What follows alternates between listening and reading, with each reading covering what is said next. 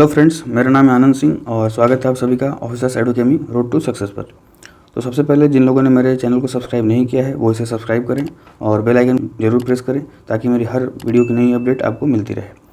ठीक है, तो जैसा कि आप देख रहे हैं कि मैंने यहाँ पर लिखा है 67th BPSC new exam date 8 मई। ठीक, अभी शाम को ही BPSC ने एक नया नोटिस जारी करके हमें सूचित किया कि अब BPSC का एग्ज़ाम 7 मई को ना होकर 8 मई को होगा। ठीक है, तो ये BPSC की 5वीं तारीख है जो उन्होंने अपने एग्ज़ाम के लिए दी है। इसके पहले BPSC ने 4 डेट और दे रखा था, जैसा कि पहला था 12 दिसंबर, दूसरा था 24 जनवरी, तीसरा डेट था 30 अप्रैल, चौथा था 7 मई और फाइनली अब जाकर ये डेट आई है 8 मई। तो अभी बहुत लोगों के मन में ये सवाल उठ रहा है कि क्या इस डेट पर भी क्या एग्ज़ाम होने की संभावना है, एग्ज़ाम होगा या नहीं। ठीक है, तो जैसा कि अभी का माहौल लग रहा है या जो आयोग पर जो प्रेशर पड़ा है बच्चों का और भी चीज़ों को लेकर के, तो अभी हम कह सकते हैं कि ये एग्ज़ाम 8 मई को होने जा रहा है। इसमें कोई भी डाउट नहीं है कि ये एग्ज़ाम 8 मई को ना हो, ये एग्ज़ाम 8 मई को होकर ही रहेगा। क्यों? क्योंकि इसके ठीक एक हफ्ते के बाद 15 मई को BPSC का एक और एग्ज़ाम है जो कि ये भी मोस्ट अवेटेड एग्ज़ाम है, BPSC CDPO। ठीक है, तो BPSC CDPO का भी एक एग्ज़ाम आने वाला है 15 मई को। तो इसके वजह से जैसा कि BPSC ने पहले ही बोल रखा था कि जब भी BPSC का पेपर होगा तो वो CDPO के पहले ही हेल्ड कराया जाएगा। ठीक है, तो किसी भी सूरत में 8 मई की जो डेट है वो फेल नहीं होने की उम्मीद है और जो BPSC एग्ज़ाम है वो 8 मई को हो करके ही रहेगा। ठीक है, तो ये रहा कुछ आपको जानकारी एग्ज़ाम के बारे में। अब आइए जरा हम इसके लास्ट मंथ की स्ट्रेटजी के बारे में बात कर लेते हैं कि जो बच्चे इसकी तैयारी कर रहे हैं उनको क्या पढ़ना है, कैसे पढ़ना है, कितना रिवाइज़ करना है, कितना किस सब्जेक्ट पर टाइम देना है आपको। तो जैसा कि मैंने पहले वीडियो में बता रखा है आपको, पहले की अपनी वीडियो में, कि मैंने 65th BPSC का प्री क्वालिफाई किया है और मुझे UPSSC लोअर PCS का भी प्री जो है उसे क्वालिफाई करने का एक्सपीरियंस है।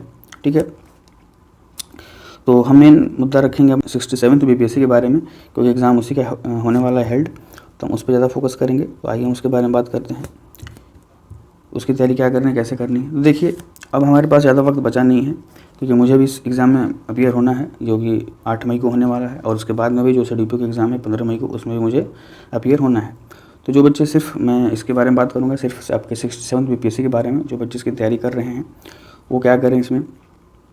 देखिए, अब आपको ज़्यादा कुछ नया पढ़ने की ज़रूरत नहीं है। ठीक है, मतलब कि जो न्यू है उसको आप मिनिमम रखिए, कुछ भी नया मत पढ़िए भी तो बहुत सीमित पढ़िए, लिमिटेड सोर्स में पढ़िए और आपको ज़्यादा फोकस करना है अब रिवीजन पे।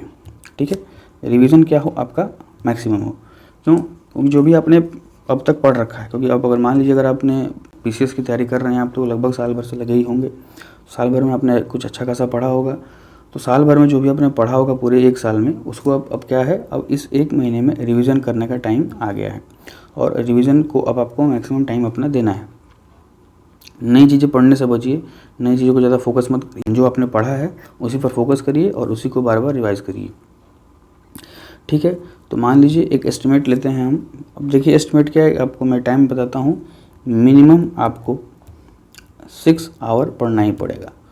अब से एक महीने तक, जब भी एग्ज़ाम नहीं होता है तब तक आपको मिनिमम 6 आवर अपने देने पड़ेंगे पढ़ाई पर, जिसमें से कि आपको 4 आवर्स मिनिमम क्या करना है, रिवीजन करना है।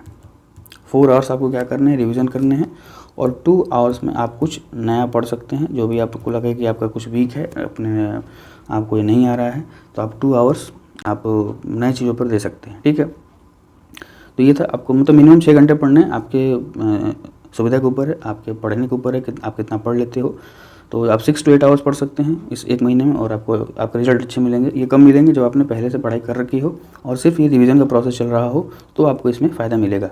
ठीक है, अब आप चाहेंगे कि एक महीने में हम सब कुछ पढ़ लें। अगर कोई पहले से कुछ नहीं पढ़ रखा है और उसे अचानक आया कि मुझे एक महीने में सब कुछ पढ़ लेना है, तो ये अब तो पॉसिबल है नहीं। तो अब आपको सिर्फ यहाँ पे क्या करना है, अब रिवीजन पे फोकस करना है आपको अच्छे से, और जो भी कुछ नया पढ़ने की अगर आपकी इच्छा हो रही है या कुछ आपको डाउट है तो आप उस 2 घंटे में आप पढ़ लीजिए। ठीक है, तो चलिए अब देखते हैं कुछ कि फोकस कहाँ कहाँ करना है हमें, इस लास्ट मोमेंट में हमें कहाँ कहाँ फोकस करना है। तो देखिए इसके कुछ इंपॉर्टेंट सेक्शंस होते हैं। तो पहला सेक्शन होता है आपका हिस्ट्री, दूसरा होता है करंट अफेयर, तीसरा होता है बिहार स्पेशल, ठीक है, बिहार स्पेशल होता है। उसके बाद होता है साइंस, ठीक। तो ये आपके इसके जो हैं इस एग्ज़ाम के ये इंपॉर्टेंट सेक्शंस होते हैं, ठीक। तो अगर आप देखें हिस्ट्री से आप 35 क्वेश्चंस देख सकते हैं, करंट अफेयर से 35 देख सकते हैं, 30 to 35 आते हैं, बिहार स्पेशल 15 to 20 आते हैं, और साइंस से 25 to 30 आते हैं, ठीक। तो अगर आप इसी सेक्शन को अच्छे से प्रिपेयर कर लें तो आप कट ऑफ के बहुत नज़दीक चले जाएंगे, या इट में भी आप कट ऑफ पार भी कर सकते हैं, सिर्फ इस सेक्शन को अच्छे से अगर आपने प्रिपेयर कर रखा है तो, ठीक है। तो इस सेक्शन पर अगर आप अच्छे से ध्यान दे देते हैं तो आप कट ऑफ आराम से क्वालिफाई कर जाएंगे इस लास्ट मोमेंट में, ठीक है। अब यहाँ पर आपको एक स्ट्रेटजी बना के चलनी है। अब सब कुछ नहीं पढ़ना है, अब जो है मोटी मोटी किताबें आपको नहीं पढ़नी है, ठीक है। अब आप बर्नवाल नहीं पढ़ सकते, अब आप स्पेक्ट्रम नहीं पढ़ सकते, ठीक है। अब आप बिपिन चंद्रा की नहीं पढ़ सकते, ठीक। अब आप एम लक्ष्मीकांत नहीं पढ़ सकते। अब यहाँ पर क्या आएगा आपको काम, अब यहाँ पर आपको काम आएगा जो भी आपने पूरे 1 साल में आपने कुछ शॉर्ट नोट्स बनाए होंगे अपने लिए, ठीक है, वो आपको काम देंगे जो अभी आपने अपने लिए नोट्स प्रिपेयर किए होंगे। या कोई 1 लाइनर बुक ले लीजिए, जैसे कि क्राउन जीके के लिए, स्पीडी आपके करंट अफेयर के लिए। क्राउन में क्या होगा आपका, क्राउन में सब कुछ कवर हो जाएगा लगभग 1 लाइनर के फॉर्म में, हिस्ट्री, ज्योग्राफी, पॉलिटी, आपका साइंस, ठीक है। और बिहार स्पेशल के लिए कोई एक आप अलग से बुक ले लीजिए, या आपके पास होगी ही पहले से, तो आप इससे अपनी चीज़ों को कवर कर सकते हैं, ठीक है। अब आपको लेंदी चीज़ें नहीं पढ़नी है, अब जितना शॉर्ट हो सके, क्रिस्प हो सके उतना आपको पढ़ना है, ठीक है। और ये आपको कब तक फॉलो करना है, अब आपको ये 1 मंथ तक ये शेड्यूल आपको फॉलो करना है इसी तरीके से। 4 घंटे रिवीजन करिए, 2 घंटे कुछ अपनी नई चीज़ों का आप अपना दे सकते हैं। मिनिमम से अगर आप 6 आवर देंगे अपने तो सफिशिएंट है, और आप अच्छे से इस एग्ज़ाम को टैकल कर लेंगे और इसका प्री क्वालिफाई आप इजीली कर लेंगे, ठीक है। हाँ, एक चीज़ और मैं ऐड करना चाहूँगा अभी कि आपको इस महीने में मिनिमम 10 टेस्ट सीरीज़ देनी चाहिए। कम से कम 10 टेस्ट सीरीज़ आप दें इस मंथ में, अप्रैल मंथ में आप कम से कम 10 टेस्ट सीरीज़ लगाएं, ताकि आपको अपनी परफॉर्मेंस पता चल सके, और इसको आप जो टेस्ट सीरीज़ लगाएंगे उसको आप यूज़ कैसे करेंगे अपने इम्प्रूवमेंट के लिए। जो भी आप जब टेस्ट सीरीज़ लगाएंगे तो कुछ एरिया ऐसे होंगे जैसे जहाँ पे कि आपका नंबर अच्छे आएंगे, कुछ एरिया ऐसे होंगे जहाँ पर कि आप बिल्कुल अटैम्प्ट ही नहीं कर पाएंगे क्वेश्चन को, या बिल्कुल आपको नया लगेगा। बस आपको उसी एरिया को पकड़ना है, और आपको अपने बुक से, अपने नोट से, अपने जो भी 1 लाइनर फैक्ट हैं, बुक हैं, उनसे आप उस चीज़ को पढ़ करके और बार बार टेस्ट सीरीज़ दीजिए, ठीक। मतलब बार बार डेली नहीं देना है आपको, मिनिमम 2 से 3 दिन का गैप रहे आपके टेस्ट सीरीज़ में। तो आप अगर मंथ में 10 लगभग 10 के आसपास टेस्ट सीरीज़ दे देते हैं तो आपका अच्छा खासा इम्प्रूवमेंट हो जाएगा, और एक आपकी अच्छी खासी तैयारी हो जाएगी, ठीक है। तो ये रहा कुछ आपका इन्फॉर्मेशन 67th BPSC के रिगार्डिंग, ठीक है, जिसका एग्ज़ाम 8 मई को होने वाला है, ठीक है।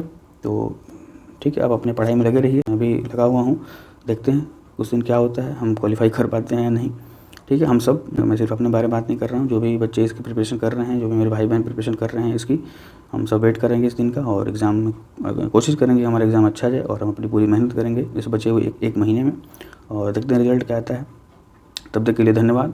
और प्लीज़ मेरे, अगर आपको ये इन्फॉर्मेशन अच्छी लगी हो, अगर मेरा आपको वीडियो अच्छा लगा हो, तो प्लीज़ मेरे वीडियो को लाइक करें, शेयर करें, और सब्सक्राइब ज़रूर करें, और बगल में जो बेल आइकन है उसे प्रेस करें, ठीक है। तब तक के लिए थैंक यू, और आगे की वीडियो के लिए मुझसे जुड़े रहिए।